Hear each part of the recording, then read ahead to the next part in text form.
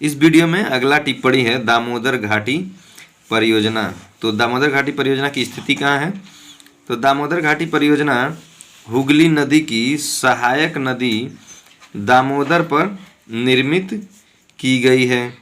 यह विश्व की दूसरी सबसे बड़ी परियोजना है। दामोदर नदी का उद्गम झारखंड में छोटा नागपुर की पहाड़ियों से होता है। यह नदी 530 किलोमीटर लंबी है तथा हुगली में मिलती है। लंबा नहीं, लंबी होगा, लंबा भी चल जाएगा, लंबा है। इस नदी की ऊपरी घाटियों में वर्षा ऋतु में भारी वर्षा होने के कारण इसमें प्रायः विनाशकारी बाढ़ें आती रहती हैं। ठीक है, तो इसमें एक और मान लीजिए यहाँ तक आती रहती है, यहाँ तक मैंने बता दिया। इसमें एक सबसे इम्पोर्टेंट जो हुगली नदी है, ये हुगली, ठीक है, जो हुगली नदी है वो जो है कलकत्ता में पाई जाती है। ठीक है, कलकत्ता की एक प्रमुख नदी है हुगली नदी। फिर इसी कारण इसे बंगाल का शोक नदी कहा जाता था। ठीक है, अब जो हुगली नदी है उसे बंगाल का शोक कहा जाता है। क्यों? क्योंकि इसमें जब बारिश होने लगता है तो इसमें बाढ़ आ जाता है, और जब बाढ़ का पानी जब वो नहीं कंट्रोल होता है तो कहीं ना कहीं तो जाएगा ही। तो जहाँ जाता है वहाँ पूरा बाढ़ मतलब पूरा कर देता है, पानी हो जाता है। तो बहुत सारा जन धन की हानि होती है। जन मतलब लोगों का हानि, और धन मतलब नुकसान, वो धन संपदा जो है, जन धन की हानि होती है। वर्ष 1948 में भारत सरकार ने दामोदर घाटी के सर्वांगीण विकास के लिए दामोदर घाटी निगम DVC की स्थापना की। ठीक है, दामोदर वैली और कॉरपोरेशन करके हो जाएगा निगम वो। फिर इसमें है, इस निगम का मुख्य उद्देश्य दामोदर घाटी में आने वाली बाढ़ों को नियंत्रित करना, जल विद्युत उत्पादन तथा वितरण करना था, जिससे कि इससे लाभान्वित होने वाले राज्यों का बहुआयामी विकास हो सके, यानी बहुत सारे आयामों में, ठीक है, विकास हो सके।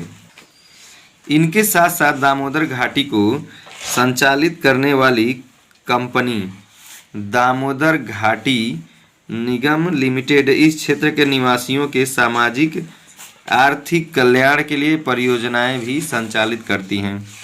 दामोदर घाटी परियोजना भारत की प्रथम नदी घाटी परियोजना है। इसके अंतर्गत दामोदर नदी की घाटी में निम्नलिखित बांधों का निर्माण किया गया है, जैसे बराका नदी पर मैथन बांध, ठीक है, बाल पहाड़ी पर तिलैया बांध, दामोदर नदी पर पंचेल हिल, एयर बर्मू बांध, बोकारो नदी पर बांध, कोनार नदी पर कोनार बांध, दुर्गापुर के निकट बैराज आदि। इसका महत्व क्या है, इसके विषय में देख लेते हैं हम। इस परियोजना से लगभग 6600 मेगावाट विद्युत उत्पन्न की जा रही है, जिसका उपयोग झारखंड एवं पश्चिम बंगाल के औद्योगिक, ये थोड़ा सा मिस्टेक हो गया है, औद्योगिक क्षेत्रों को विद्युत आपूर्ति के लिए किया जा रहा है। इस परियोजना के कारण पश्चिम बंगाल बाढ़ मुक्त हुआ।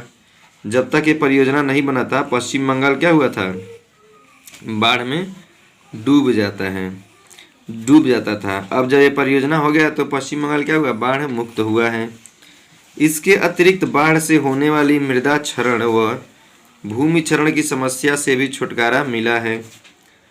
कोलकाता के औद्योगिक प्रदेश एवं पश्चिम बंगाल के कोयला क्षेत्रों के बीच एक नवीनतम या नवीकरणीय योग्य जल मार्ग का निर्माण किया गया है, जो 145 किलोमीटर लंबा है।